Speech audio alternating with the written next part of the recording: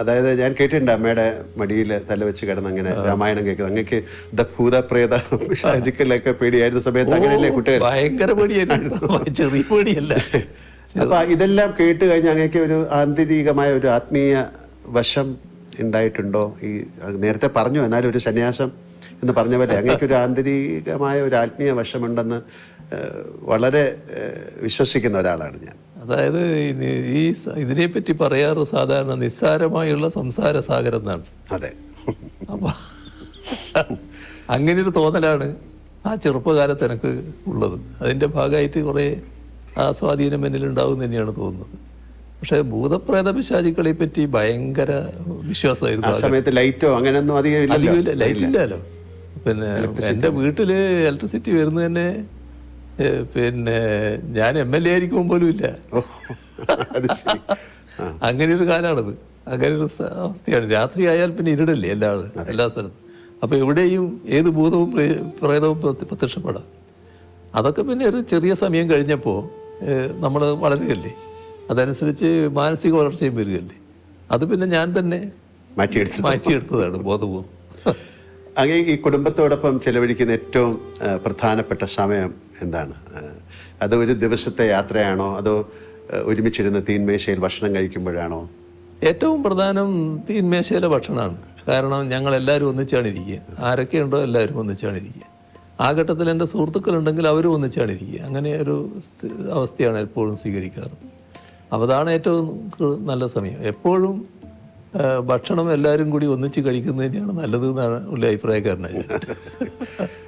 അപ്പം ഞാനൊരു പാട്ട് പാടാൻ പറഞ്ഞാൽ ഇപ്പം പാടുന്നില്ല, കുറച്ച് കഴിഞ്ഞ് പാടാം അല്ലേ? ഞാൻ ഇടയ്ക്കിടയ്ക്ക് പറയും. സാറിൻ്റെ പിന്നെ മക്കളോ പേരക്കുട്ടിയോ അങ്ങയോട് പറയുന്നൊരു സൂപ്പർ ഹീറോ കഥകളൊക്കെ ഉണ്ടോ? അങ്ങനെ ഒന്ന് പറയാറുണ്ടോ? ചെറിയ കുട്ടിയായിരിക്കുമ്പം പേരക്കുട്ടിക്ക് വലിയ ഹീറോകളെ പറ്റി വലിയ അഭിപ്രായങ്ങളുണ്ടായിരുന്നു. ഒരുപാട് ആളുകളെ പറ്റി പറയുന്നത് അങ്ങോട്ട് വന്ന് സംസാരിക്കും. അതെ. ഈ ഒഴിവുവേളകളില്ല അങ്ങനത്തെ ഒരാളാണെന്ന് എനിക്കറിയാം. എന്നാലും ചോദിക്കുകയാണ്, വീണ് കിട്ടിയ ഒഴിവുവേളകളിൽ എന്ത് ചെയ്യാനാണ് ഇഷ്ടം? അല്ല, ഒഴിവുവേള ഉണ്ടെങ്കിൽ വായന നല്ല ഇഷ്ടമാണ്. പിന്നെ ചില ഘട്ടത്തിൽ പിന്നെ ടി വിയിൽ ഇപ്പോൾ സിനിമയൊക്കെ വരുന്നുണ്ടല്ലോ, ചില ഘട്ടത്തിൽ അത് കാണും. അങ്ങനെയൊക്കെയുള്ള കാര്യങ്ങൾ ഞാൻ ചെയ്യും. കുടുംബത്തോടൊപ്പം യാത്ര ചെയ്യാറുണ്ട്? അങ്ങനത്തെ മറക്കാനാവാത്ത യാത്രകളുണ്ടോ? യാത്ര എനിക്കിഷ്ടമാണ്, യാത്ര ചെയ്യാറുണ്ട്. അതിൽ ഏറ്റവും പ്രധാനപ്പെട്ട യാത്ര, ഒരു മറക്കാനാവാത്ത യാത്ര എന്ന് പറയുന്നത് എൻ്റെ സിംഗപ്പൂർ യാത്രയാണ്. ഞാനും വൈഫും മകളും എല്ലാം കൂടി പിന്നെ ഒരു യാത്ര നേരത്തെ ഉണ്ടായിരുന്നു. അപ്പോൾ അത് ഇത് കഴിഞ്ഞപ്പോഴാണ്, നമ്മുടെ വൈദ്യുതി മന്ത്രി സ്ഥാനം പോയപ്പോഴാണ്. അപ്പോൾ എൻ്റെ കയ്യിൽ ആ സമയത്തുള്ള യാത്ര ചെയ്യുമ്പോൾ നമുക്ക് കിട്ടുന്ന പോയിൻറ്റ്സ് ഉണ്ട്. അതെ. അപ്പോൾ അത് ഉപയോഗിച്ചാണ് ഇവിടത്തേക്ക് പോകുന്നത്. ഭയങ്കര കഥ അതിനെപ്പറ്റി. ഞാൻ യാത്ര പോകേണ്ട താമസം എന്തോ ആരും ഇതേവരെ യാത്ര ചെയ്യാത്ത പോലെ ഭയങ്കരമായ വാർത്തകൾ വന്നു. പക്ഷേ അത് നല്ല ആസ്വദിച്ച യാത്രയായിരുന്നു. ഈ വാർത്ത വന്നു എന്നുള്ളത് കൊണ്ട് വല്ലാതെ വിഷമമൊന്നും എനിക്ക് അന്നുമില്ല, ഇപ്പോഴുമില്ല. അതാണ് അതിൻ്റെ രീതി. ആ യാത്ര നല്ല യാത്രയായിരുന്നു. അങ്ങനെ സിനിമകളൊക്കെ കാണുന്ന ആളാണ്, മലയാള സിനിമകളൊക്കെ കാണുന്നതാണ്. അങ്ങനെ മലയാള സിനിമയിൽ ഏറ്റവും പ്രിയപ്പെട്ട ഒരു കഥാപാത്രം ഏതാണെന്ന് ചോദിച്ചു കഴിഞ്ഞാൽ അങ്ങേക്ക് പറയാൻ പറ്റും? അത് അങ്ങയുടെ ജീവിതത്തിൽ എന്തെങ്കിലും ഒരു പ്രതിഫലിക്കുന്ന ഒരു കഥാപാത്രമുണ്ടോ? അല്ല, മലയാള സിനിമയിൽ ധാരാളം കഥാപാത്രങ്ങൾ നമ്മൾ ഓർത്തു വെക്കുന്നവരായിട്ടുണ്ടല്ലോ. ഒരു സാമൂഹ്യ പ്രതിബദ്ധതയുള്ള ഒരു കഥാപാത്രം അങ്ങയുടെ തന്നെയാണെന്ന് എനിക്ക് തോന്നുന്നത്. ഒരു മെഡിക്കൽ വിദ്യാർത്ഥിയായിട്ട് ചേർന്നിട്ട് ആ മെഡിക്കൽ വിദ്യാർത്ഥി റാഗിങ്ങിന് നേതൃത്വം കൊടുത്ത് അമൃതം ഗമയ MT എഴുതിയത് അല്ലേ? ഹരിഹരൻ. അതെ, ഹരിഹരൻ. അപ്പോൾ അതിനകത്ത് പിന്നെ നിങ്ങളാണ് ആ പിന്നെ ഇതായിട്ട് വരുന്നത്. അപ്പോൾ അവിടെ മാതൃകാ ഡോക്ടറായിട്ടാണ് പിന്നെ പ്രവർത്തിക്കാൻ ശ്രമിക്കുന്നത്. നിങ്ങൾക്ക് ഒരുപാട് നഷ്ടങ്ങൾ സംഭവിക്കുന്നുണ്ട്. പക്ഷെ അതൊന്നും പിന്നെ ഇവരിങ്ങനെ മുഖവിലക്കെടുക്കാതെ നിങ്ങൾ നിങ്ങളുടെ ആശയത്തിൽ തന്നെ ഉറച്ചു നിൽക്കുന്നു. ഒരു നല്ല സാമൂഹ്യ പ്രതിബദ്ധതയുള്ള ഒരു കഥാപാത്രമായിരുന്നു. അപ്പോൾ ഞാൻ അങ്ങയോട് ചോദിക്കാനിരിക്കാൻ, മോഹൻലാൽ സിനിമകളിൽ അങ്ങേക്ക് ഏത് കഥാപാത്രത്തിനോടാണ് താല്പര്യം? ഇപ്പൊ അത് അങ്ങ് പറഞ്ഞു കഴിഞ്ഞു. ഇതാണ് നല്ല ഇതായിട്ട് എനിക്ക് തോന്നിയത്. ഇതൊരു ഏതെങ്കിലും ഒരു സിനിമ സീൻ അത് അങ്ങ് യഥാർത്ഥ ജീവിതത്തിൽ പ്രയോഗിക്കാൻ ശ്രമിച്ചിട്ടുണ്ടോ, സാധിച്ചിട്ടുണ്ടോ? അല്ല, അങ്ങനെ ഞാൻ ചോദിക്കാറില്ല. ഇല്ല. പക്ഷേ ചില രംഗങ്ങൾ കാണുമ്പോൾ നമ്മുടെ ജീവിതവുമായിട്ട് ബന്ധപ്പെട്ട് ചില കാര്യങ്ങൾ താരതമ്യപ്പെടുത്താറുണ്ട്, ഓർക്കാറുണ്ട്. ഇതൊരു ഒരു സിനിമയിൽ അഭിനയിക്കാൻ അങ്ങേക്ക് ഒരു ക്ഷണം വന്നാൽ എന്ത് തരത്തിലുള്ള റോളുകൾ ചെയ്യാനായിരിക്കും ഇഷ്ടം? അല്ല, അതിന്റെ കാലം കഴിഞ്ഞല്ലേ. അല്ലല്ല, അങ്ങനെയല്ല. ഇനിയിപ്പോ അതിന്റെ കാലം കഴിഞ്ഞല്ലോ. അത് ഇതിനു മുമ്പായി, കുറച്ചുകൂടെ മുമ്പായിരുന്നെങ്കിൽ ചിലപ്പോൾ ഇപ്പൊ ആകെ പറ്റുന്ന റോളൊന്നല്ലേ ഉള്ളൂ. പ്രായമുള്ള ഒരാളുടെ റോളൊക്കെ അതല്ലേ പറ്റും. അതായത് ഇപ്പൊ ഞാൻ എന്നോട് അല്ലെങ്കിൽ മമ്മൂട്ടിക്ക, കമലഹാസനോടൊക്കെ അങ്ങേക്ക് ഒരു നല്ല സൗഹൃദമാണ്.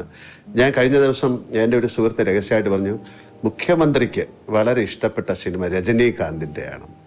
അങ്ങേക്ക് കൂടുതൽ രജനീകാന്തിന് വലിയ ഇഷ്ടമുള്ള ഒരാളാണ്. അതൊരു ഘട്ടത്തിൽ അതായിരുന്നു എന്നുള്ളത് ശരിയാണ്. കാരണം നമ്മുടെ TV-കളിൽ സിനിമകൾ ഇങ്ങനെ വരുന്ന കാലത്ത് KTV, അതെ അതെ, അപ്പൊ ആ കാലത്ത് അതിൽ ധാരാളം രജനി പടങ്ങൾ വരാറുണ്ട്. അതും ആക്ഷൻ സിനിമകൾ. ആക്ഷൻ പടങ്ങൾ പൊതുവിൽ ഞാൻ ആക്ഷൻ പടങ്ങൾ ഇഷ്ടപ്പെടുന്ന ഒരാളാണ്. അത് അങ്ങയുടെ ആക്ഷൻ പടങ്ങൾ ഞാൻ ധാരാളം കണ്ടിട്ടുണ്ട്. എല്ലാവരുടെയും നിങ്ങളുമായിട്ടെല്ലാമുള്ള സൗഹൃദം കാത്തു സൂക്ഷിക്കുമ്പോൾ തന്നെ ഈ പടങ്ങളോട് ഒരു പ്രത്യേകത എനിക്ക് തോന്നിയിരുന്നു, പുള്ളിയുടെ ഒരു രീതികളോട്. അതെ, അതാണ് കൂടുതലും എനിക്ക് തോന്നുന്നത് അങ്ങേക്ക് അതൊരു ആക്ഷൻ സീനിനോടുള്ള താല്പര്യമാണ്. ഞാൻ നേരത്തെ പറയുകയായി, ഷണ്ട് സിനിമകളെ ഇഷ്ടപ്പെടുന്ന ഒരു വ്യക്തിത്വമാണ് സർ. ഈ സിനിമയിൽ ചിലപ്പോഴൊക്കെ പോലീസ് മർദ്ദനത്തിന് വിധേയനാകുന്ന കഥാപാത്രങ്ങളെ ഞാൻ അവതരിപ്പിച്ചിട്ടുണ്ട്. പക്ഷെ അതൊക്കെ ക്യാമറയ്ക്ക് മുന്നിലുള്ള അനുഭവമാണ്. പക്ഷെ ജീവിതത്തിൽ അത് ഒരുപാട് നേരിട്ട ഒരാളെന്ന നിലയ്ക്ക് അടിയന്തരാവസ്ഥ കാലത്ത് നേരിടേണ്ടി വന്ന ക്രൂരമായ പോലീസ് മർദ്ദനം, ലോക്കപ്പിലെ ആ ഭീകരമായ രാത്രികൾ, പിന്നീട് ജയിൽവാസം, ഇതെല്ലാം ശേഷം ആ ചോര പുരണ്ട ഷർട്ട് ഉയർത്തിപ്പിടിച്ച് നിയമസഭയിൽ അങ്ങ് നടത്തിയ പ്രസംഗം ചരിത്ര പ്രസിദ്ധമാണ്. ആ ഷർട്ട് അന്ന് അങ്ങ് ഇന്ന് സൂക്ഷിക്കുന്നുണ്ടോ? ഇപ്പം എൻ്റെ കയ്യിലില്ല. ഇപ്പം എൻ്റെ കയ്യിലില്ല. പക്ഷെ അതുവരെ ഞാൻ സൂക്ഷിച്ചിരുന്നു. അതൊക്കെ ഒരു പ്രത്യേക അനുഭവത്തിലുള്ളതാണല്ലോ. നമ്മളെ ലോക്കപ്പിൽ ഞാനന്ന് ചെറുപ്പമാണ്, അതുകൊണ്ട് അതിനെ അതിജീവിക്കാൻ കഴിഞ്ഞു എന്ന് പറയാം. പക്ഷേ നമ്മുടെ അടിച്ച് തോല് പൊളിക്കുക എന്ന് പറയുന്നില്ലേ, എൻ്റെ ഈ ശരീരത്തിൻ്റെ തൊലി പൊളിഞ്ഞു പോയിരുന്നു. ഈ അടി കൊണ്ടിട്ട് നീര് കെട്ടിയിട്ട് അതിൻ്റെ ആ തൊലി പോയിട്ട് വേറെ തൊലി വന്നിരുന്നു. അങ്ങനത്തെ ഒരു അവസ്ഥയുണ്ടായിരുന്നു. അത് അത്തരത്തിലുള്ളതായിരുന്നു തല്ല്. പിന്നെ ഈ ഒരു മിന്നലിങ്ങനെ വരും. ഈ അടി ഈ ഭാഗത്തൊക്കെ കൊണ്ടാൽ കണ്ണിൽ ഒരു മിന്നുന്ന പോലെ തോന്നും. അങ്ങനെയൊക്കെയുള്ള തല്ലായിരുന്നു അത് വളരെ വളരെ കടുത്ത മർദ്ദനായിരുന്നു. അല്ല, ആഭ്യന്തര വകുപ്പിൻ്റെ ചുമതലയുള്ള മുഖ്യമന്ത്രിയായി ഭരണം നടത്തുമ്പോൾ അന്ന് പോലീസ് മർദ്ദനമേറ്റ് കിടന്ന 28-29 വയസ്സുകാരൻ ഓർമ്മയിൽ വരാറുണ്ടോ? കാര്യം ശരീരത്തിലെ മുറിവിനേക്കാൾ വലിയ പോറലുകൾ അന്ന് മനസ്സിലേറ്റിട്ടുണ്ടെന്ന് നിങ്ങൾക്കറിയാം. ആ മാനസികാവസ്ഥ ഇന്ന് തിരിഞ്ഞു നോക്കുമ്പോൾ എങ്ങനെയാണ് അങ്ങ് വിലയിരുത്തുന്നത്?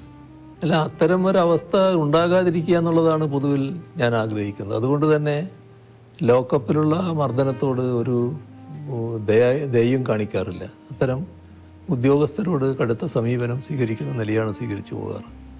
ഏതെങ്കിലും തരത്തിൽ ഒരു ലോക്കപ്പ് മർദ്ദനത്തിൻ്റെ ഭാഗമായിട്ട് ഒരാൾ മരണപ്പെട്ടു എന്നൊരു കേസ് വന്നാൽ നമ്മളത് ഇവിടെ പോലീസ് അന്വേഷിക്കാൻ പാടില്ല എന്നുള്ള നില തന്നെ എടുത്തിരിക്കുകയാണ്. അത് ഉടനെ CBIക്ക് കൊണ്ടുവന്നാണ്. കാരണം ഇവിടുത്തെ ഏജൻസി തന്നെ അന്വേഷിക്കാൻ പാടില്ല എന്ന നിലപാടാണ് എടുത്തിട്ടുള്ളത്. അത് ആ നില തന്നെ സ്വീകരിച്ചു പോവുകയാണ്. അതെല്ലാം ഇതിൻ്റെ ഭാഗം തന്നെയാണ്. അത് നിസ്സഹായരായ മനുഷ്യനെ ക്രൂരമായി മർദ്ദിക്കുന്നതിനോട് ഒരു തരത്തിലും യോജിക്കാനാവില്ല. കൂടുതൽ വാർത്തകൾക്ക് news 18 Keralam YouTube channel subscribe ചെയ്യുക.